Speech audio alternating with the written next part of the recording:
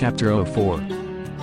Why did the people oppose Rasul sallallahu alaihi wasallam? Many have lived and died before Rasul sallallahu alaihi wasallam, who were renowned in knowledge, arts, economic wealth, bravery, honor and other matters or vocations. History confirms this in a clear and factual manner. The title Al-Amin has not been conferred on anybody on earth at any time and to no man except Rasul sallallahu alaihi wasallam. Was this nom de plume conferred to him by any university or educational institution, kings or by politicians of that time? The answer is no. Was he conferred this title after he became a prophet? The answer again is no. Long before he attained prophethood in his younger days, the people who lived in his neighborhood, village or town gave the name Al-Amin, and this is the authentic established fact. Why did the citizens confer him the title, meaning one who could be believed or trusted, to Rasul sallallahu alaihi wasallam, when he was a youth, as the son of Abdullah, as a child of Amina, as Muhammad? The Arab people of his birthplace Makkah have not heard or seen him lying at place or time, not seen him engaged in robbery or stealing, nor has he deceived any person for his livelihood, nor has he engaged himself in evil practices. They neither heard it or seen it by themselves. This is the reason for all of them in unanimity confer him the title of Al-Amin with pleasure.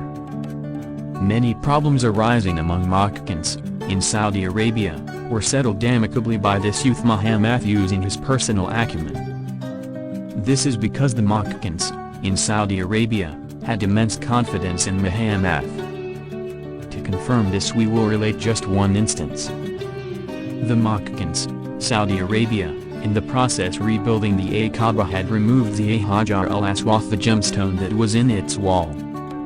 Time came for this stone to be fixed to the wall. The many clans in Makkah, in Saudi Arabia, claimed that each of their clan was the most suitable to do so. This created an insurmountable problem. None saw it being solved. A minor battle was brewing. It was then decided by all the clans that Muhammad Al-Amin should adjudicate in the matter. All the clans agreed to abide by his judgment. Muhammad requested for a woolen carpet, spread it on the ground. He himself took the stone and placed it on the woolen carpet. He then addressed all the clans to hold on to the woolen carpet and lifted the black stone now lying on the carpet, and Muhammad finally placed it in the wall. A near war was averted amongst the warlike and quick-tempered Arabs by this action of Muhammad. There are many instances of similar nature where Muhammad was the chief negotiator in solving the same, and this alone will suffice. Al-Amin at this instant of time was not a wealthy youth, or a person of knowledge earning a place among his people, nor was he a person who had achieved a feat praiseworthy of importance to be recognized by the people of Makkah, in Saudi Arabia. If so, why did the Makkans, in Saudi Arabia, honor him in such manner? He was one who did not get involved in matters other than genuine ones. The citizens too fully believed that he spoke no lies. His good habits of similar nature that made the Makkan, in Saudi Arabia, citizens honor him in such manner. They all decided that he was a man of truth and genuine. It is that prompted Muhammad to take 2 long years to announce his prophethood to the people of Makkah. He did this so willfully because he felt that the Makkans, in Saudi Arabia, would lose their confidence in him and may create many difficulties to his people. He was sure that the level of knowledge prevailing amongst the Makkan, in Saudi Arabia, citizenry would not take kindly or believe in his expostulations and accept the same. This made him to reluctantly keep back the authentic and genuine gems of truth from going public for over 2 years. There are some who say it as 4 years. The Creator's strict commandments then forced him to go public with his revelations. He inquired and obtained very many supporting evidences from the Makkans, in Saudi Arabia, themselves before getting them to believe in his teachings. He made sure that the name of Al-Amin given to him by the Makkans, in Saudi Arabia, was done in a genuine manner and belief, and only then Rasul sallallahu alaihi wasallam went public with his revelations. What was the revelation he preached to Makkans, in Saudi Arabia? He only preached the Tawhid kalima la ilaha illallah. The Arabs speak their language Arabic in the normal case of events.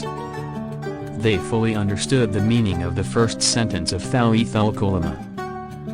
They knew that la ilaha illallah meant that there is no ilah except Allah and that all ilahs are Allah is the truth emerging from it. They thought it over for long, none accepted it. Surah 38 hours 5 minutes has he made the ilah, gods, all one ilah, God? Truly this a wonderful thing. The people of Makkah, in Saudi Arabia, were surprised and were in disbelief. After this Rasul, sallallahu alayhi wasallam, promised whoever has the life of Muhammad, I promise on that Creator that if the bucket you use to draw water is tied to a rope and sent down into the depths of the well, it would surely fall on Allah. This Hathees is under the authority of Thermothy, Ra. This is supported by Surah 57 hours 3 minutes. Surah 57 hours 3 minutes He is the first and the last, the evident and the imminent, and He has the full knowledge of all things. This revelation and few others were revealed. But the Arab people's knowledge came under great stress and trouble. This is because the word, ilah, used in the kalima, to the Arab populace meant the idols that they worshipped and not Allah. They were of the view that to reach Allah or to get close to Him they must get the assistance of these idols or ilahus. Hence the idols they worshipped were all ilahus. The ilah was a common word known to all the people living at that time and had been used for generations. They did not want to analyze closely its meaning as it was not necessary. In the Arabic language, in common parlance, a la ilaha illallah would mean except Allah there are no ilahus. It also indicates all ilahus is Allah. But those people fully believed that ilahus were not Allah. Hence they refused to accept Rasul, sallallahu alayhi wasallam, preaching. They judged or concluded Rasul, sallallahu alayhi wasallam's very first words were false. They considered him a poet and a madman. Surah 37 hours 35 minutes for they, when they were told that there is no ilah except Allah, would puff themselves up with pride. Surah 37 hours 36 minutes and say, what?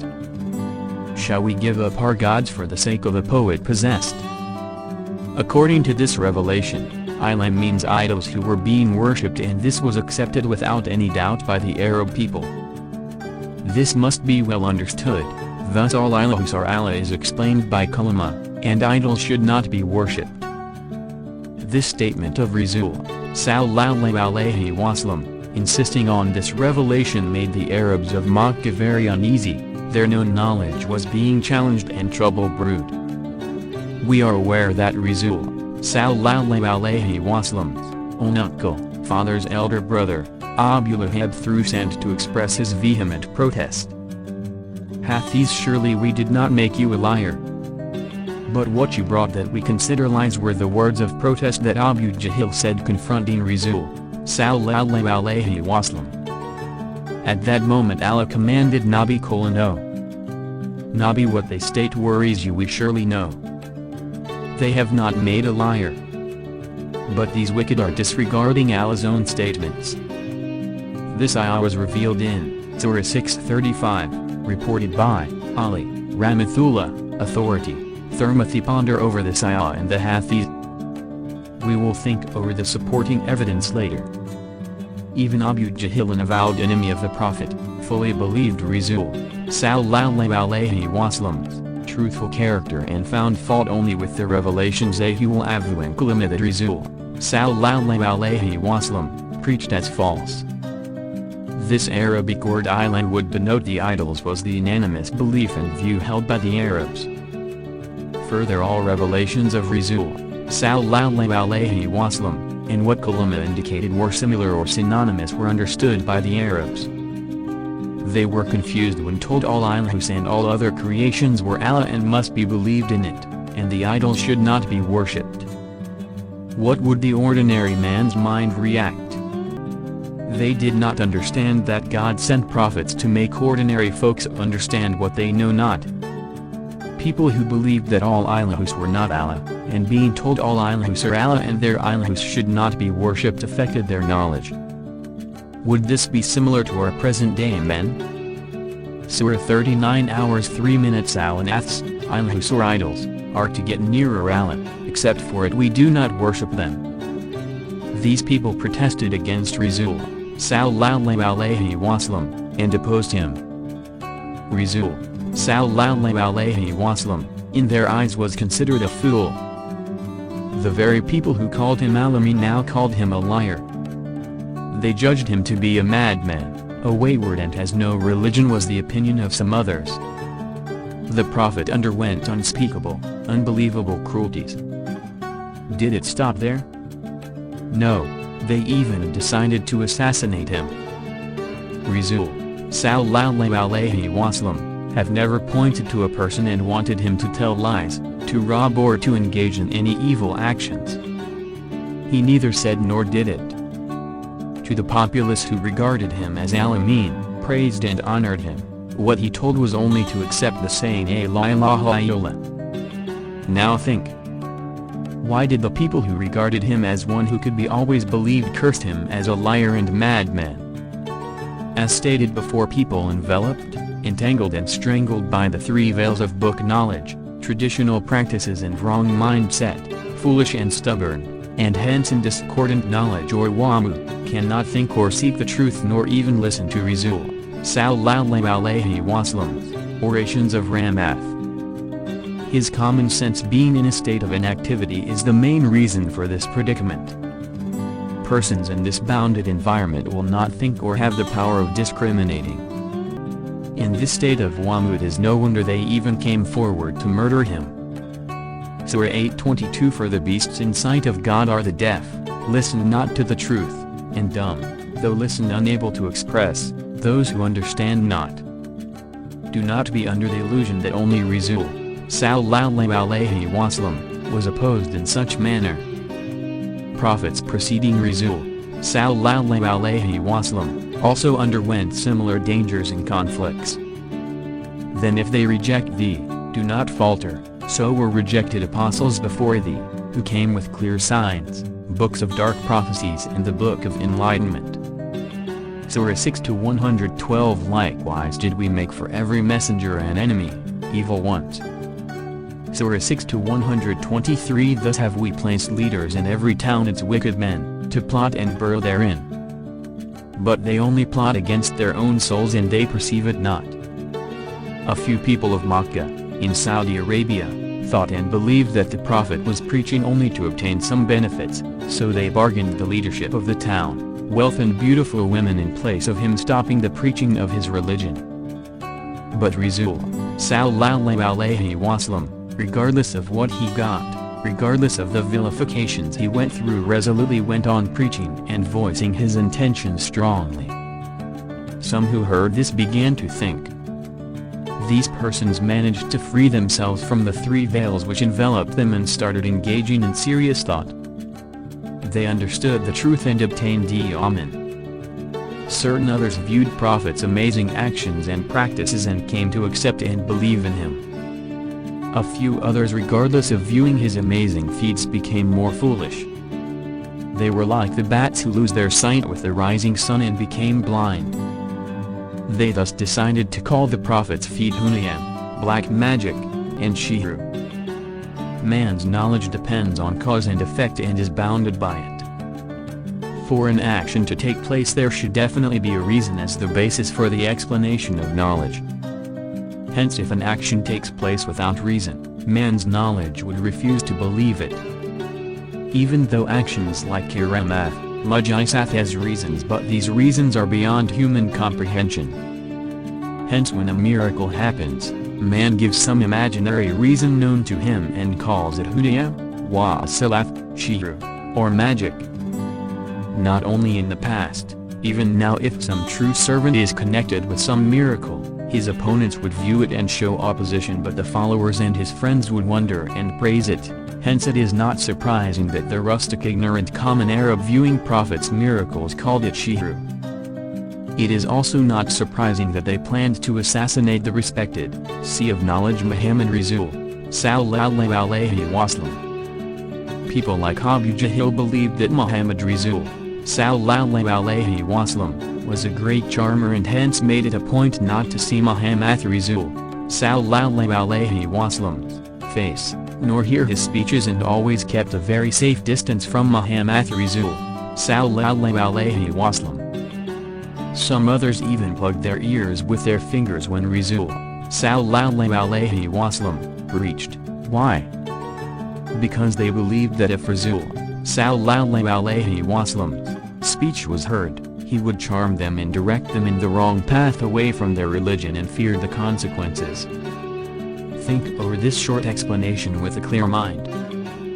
Think also of the nabis, prophets, walis, learned khutbas and other dignitaries.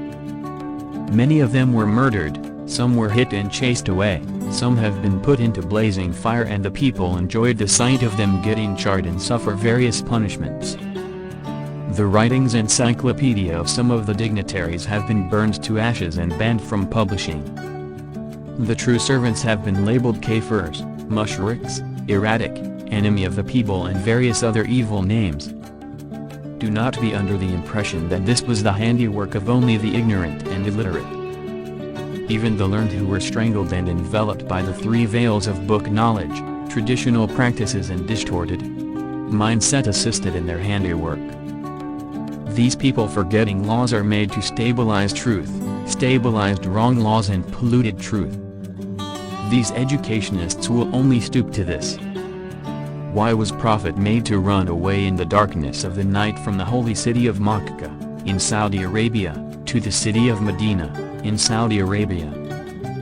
What harm did he inflict? What is the evil he has done? He only tried to preach the description of knowledge to the populace who lived like animals. The Prophet never indulged in any evil acts. Do think not only of Rasul, sallallahu alayhi wasallam, but also about his followers and other learned men who emerged after him. Can you show a person of wisdom who has not been pushed away and labeled as kafir, madman and erratic by people born and bred in the same place where he was born? Abu Yasith al-Bustami, Rahmatullah, writes of education by inference and about those, Mufliheen, book knowledge, who are imbibed in it as obtaining a corpse from a corpse, and of the knowledge of Haqqaliqeen, Awliyas and true servants, as obtaining from the ever-living that which is ever-living. Brother, do you believe that they would not repeat it? No, never. They will repeat it now, and in later years. If a person with flawless supporting evidences comes forward to state a fact, how many amongst us will like to understand it and get a clear meaning? Graduates and the learned, being under the impression that they are already in the correct path and that they have already got to know the truth, will ever listen to an ordinary man?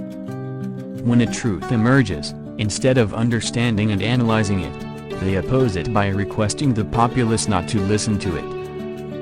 Though they do not themselves know who they are, but common sense will surely expose them. Quran and Hathees will give the genuine and correct judgment. The true servants of yore did experience great difficulties and vilifications from our ancestors. We, their descendants, now decorate the graveside of the very devout personages and fill the tills with coins and spend our time requesting to grant favors. Yet we do not for 1 minute spend our time thinking of their word, actions and meanings of their expositions and explanations. Why many of us are in this state is because we are enveloped in the stranglehold of the wamu that prevents the correct understanding of Islam's basic principle of Tawhid. Al-Quran, Surah chapter 43, verse 37. Such evil ones, shaitans, really hinder them from the path, but they think that they are being guided right. Al-Quran, Surah chapter 45, verse 07. Woe to each sinful dealer in falsehoods. Al-Quran, Surah chapter 50, verse 05. Being so they falsify and create problems to the revealed true religion. Al-Quran, Surah chapter 54, verse 40. And we have indeed made the Quran easy to understand and remember. Then, is there any that will receive admonition?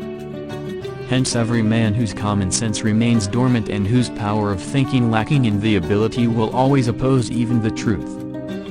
Man who expostulates beneficial knowledge is judged as a liar and the knowledge as false. This is because that man is himself unaware that he is enveloped and in the stranglehold of the veils or in Wamu. Al-Quran, Surah chapter 30, verse 58. Verily we have propounded for men, in this Quran every kind of parable. But if thou bring to them any sign, the unbelievers are sure to say ye do nothing but talk vanities. Who are those close to the Nabi referred to in this ayah? Who opposed them? This would be responded to later. Likewise Al-Quran, Surah chapter 10, verse 39, they charge with falsehood that whose knowledge they cannot compass even before the elucidation thereof, so reveals Allah. It is the nature of the men entwined in the veils to maintain that what they knew and understood is the only true knowledge and oppose the truth that they are unable to know and understand and judge those who expressed it as wayward. There are many other reasons for men not to understand the truth or be helpless to do so and to oppose, deride and turn away from truth. This book cannot describe all of it. We will confine to that which is only necessary. A devotee, if he wants to meet in God's sanctum, he has to pass through 70,000 veils of darkness, and 70,000 veils of light. This was told to us by our ancestors. You may have read, studied or heard about it. According to ancient traditional mathematics of Arabs, 70,000 means uncountable number or near infinity. It only signifies very many. That is to say very many veils of darkness and light. Hence to reach God's sanctum or truth that to be experienced you have to succeed in passing through very many veils of darkness and light. Only then will one receive complete peace and tranquility, and fullness is the summary of it. There is a similarity in the dark veil and light veil. The similarity is the degree of difficulty in each veil, that is the second veil would be less difficult to rid than the first and the third being less difficult than the second and the like. The complexity of the covering eases as one progress. In this both the dark and light veil is the same in quality. Want of knowledge, discordant outlook, stubbornness, and erroneous imaginary knowledge produces a veil that is called dark veil or veil of darkness.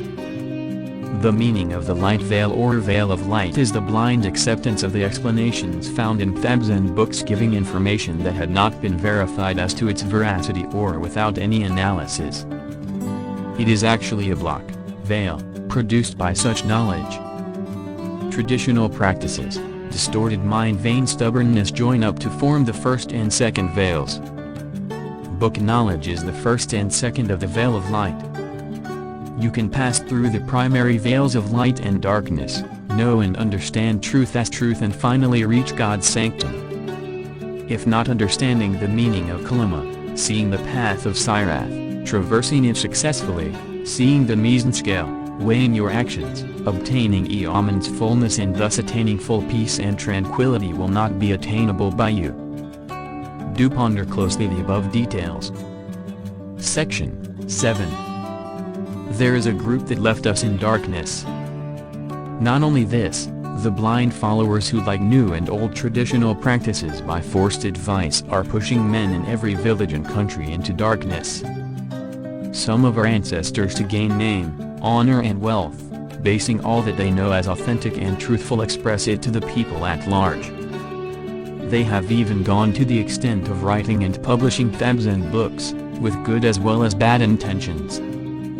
It has been made clear that majority of them did think that they were helping and assisting the populace by doing so. Whenever they wrote of any or on any matter they also warned the reader of being classed as a kafir if he reads, knows, hears and believes in certain specified actions. They even brave to pass judgments on such actions as it qualifies entry to hell. Questioning, doubting or analyzing if some aspects were considered wayward and kufr. All these literature singularly or collectively transformed the common man into a bridled bullock pulling under the directions of a carter. The end result of all these actions engulfs them in darkness. to satisfy the people who are made to believe falsehood as authentic facts are only stage acting, isn't it? Lies needs dressing. Al-Quran, Surah chapter 14, verse 28. Hast thou not turned thy vision to those who have changed the favor, ni'math, of God into blasphemy, kufr, and caused their people to descend to the house of perdition? Books of this type mentioned have mostly been destroyed, but we cannot say it all has been destroyed or been destroyed. Many of our parents and old men still know of these old books and kitabs that has clouded their views, and it still continues. They have helped us in our growth by using these knowledge they picked up from these books and kitabs. They have educated us with those basics. Thus it is easier to instruct the youth, who has a penchant for the new, but is difficult to do so to our parents to open the actual truth of the matter. It is indeed a difficult proposition. Whatever kitab or book, if we attempt at analyzing it or casting doubts on matters arising out of it, and if doing so is prohibited as it is considered infallible, then we lose our own common sense and our knowledge becomes imprisoned.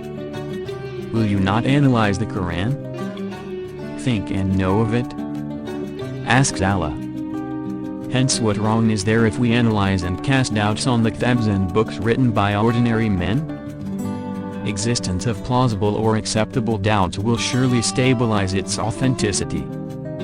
If the common sense of man does not accept any matter or action, then he would not trust it.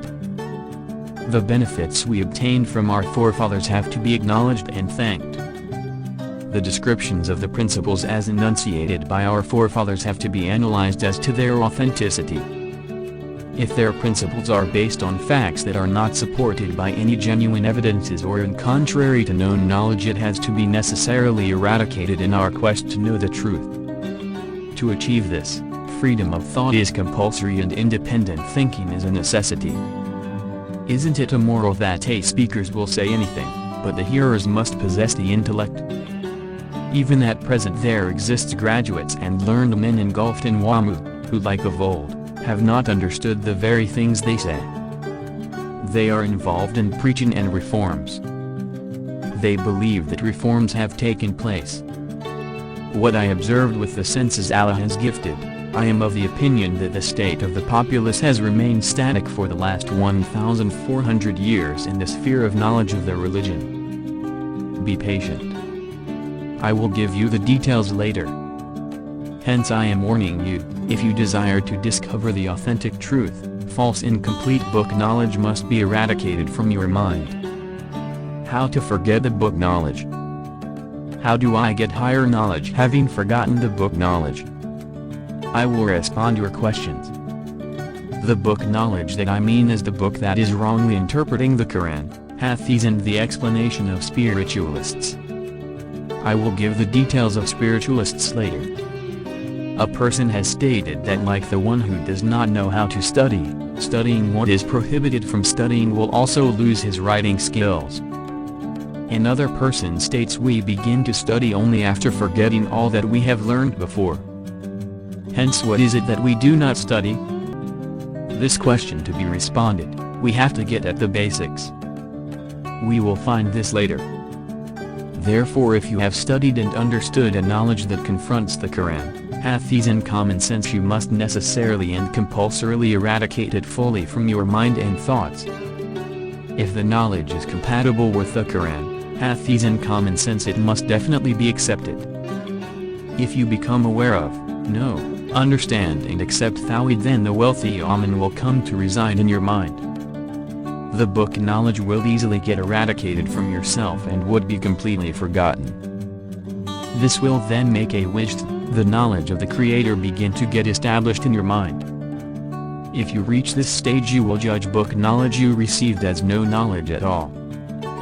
Therefore, know and understand the details of Emman and the truth of Tawhid and make an effort to get clear thoughts and ideas. Do not be of the belief that man's inner mind can be explained by word of mouth or by writing books about it. The human mind must first free itself from the enveloping veils and regain its free original state. In this independent state it will have the ability to learn from Alim al-Malakath and Alo al-Mabul. The knowledge of mind is of two kinds. One is transparent and the other hidden. This is called Lahir and Batin. The transparent knowledge belongs to the outer external mind. All the subtle knowledge of the world are of this kind. This is also the law that has accepted Emman. That is to state the kalima by word of mouth or tongue. The hidden knowledge has Akira, paradise, hell, and the ones that cannot be described by our vocabulary referred to as Nubuwath, and all the knowledge complementary to Wilayat. Inul-Ekin and Hakul-Ekin are of this type in Emman. All the types of knowledge we gave in short will definitely be found in the human being, whether good or evil person. But they are covered over or closed up by the veils and blemishes within us. If one can get free of these veils, he will be able to obtain some knowledge or full knowledge according to one's purpose, rituals and qualifications. These hidden knowledge will never become evident or emerge if his outer senses begin to obtain incomplete knowledge, or imagining himself to be learned and being arrogant over it in his thoughts or mind. Allah sent down prophets to this world, and their main qualification was that they did not know to read or write. This condition was the most suitable, as they would have a free and independent mind not affected by their outer senses, books and incomplete knowledge of kitabs. The external knowledge prevalent in the present world, like mathematics, science, medicine, music and other arts, were in the past history were learned not by graduates or persons with book knowledge but by ordinary folks who had free and clear minds. These types of men, by means of their free and independent minds with the assistance and grace of Allah, have discovered many truths. All of it they have collected to provide the world with multifarious art and culture. When one refers to a alim, learned or mystic, does not mean they have book knowledge. They are people with clear minds. We from ourselves announce the knowledge to them, says Allah, pointing to these persons. These dignitaries with their free, independent and clear minds brought forth many subtle details, whose analysis and dissection has given forth to the many development of the arts and culture of this world. Medicine and science are good examples of this. Certain researchers of book knowledge have used these arts to earn their livelihood. In order to increase their earning capacity and power, they have provided confronting ideas totally opposed to each other. The ongoing confrontation in the world of wrestling and music are good examples of these. The inner knowledge and some of the outer knowledge revealed to the populace by the prophets with the assistance of the Creator has been without analysis or research by the learned of book knowledge, distorted and misconstrued blindly by them. The example of it is the description of Tawhid, and the basic principle of Islam. In addition to these, the actions within and between the socially different communities, that which was absent during the Prophet's time, and some other practices that Quran specifically does not permit. The Akikul, dowry, practiced by our community, and the methods adopted in the division of assets amongst the male and female siblings are good examples. This is well known to the researchers, but the ordinary folks are ignorant of it. Thank you. Alhamdulillah.